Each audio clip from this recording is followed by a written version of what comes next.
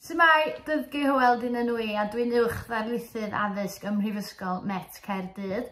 Pwysigrwydd a manteision astudio drwy'r Gymraeg ydy bod ysgoloriaeth cymhelliant ar gael hyd at 500 o bunnau y flwyddyn os ydych chi'n astudio canran o'ch cwrs drwy gyfrwng y Gymraeg.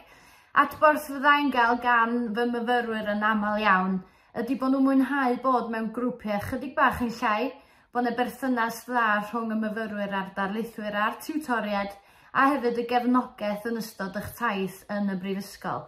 I fi'n bersonol, yn dilyn ymddeol o'r gêm rygbi, mae'r iaith di roi cyfle i fi aros yn y gêm a chael cyfleoedd i fod yn westai ar raglenni fel Clwb Rygbi a hefyd dipyn o waith fel cyfweliadau ar y radio. A dwi'n ddiolchgar iawn am hynny. I mi, mae dwy iaith yn rhoi dwbl y cyfleoedd i chi, felly ewch amdani.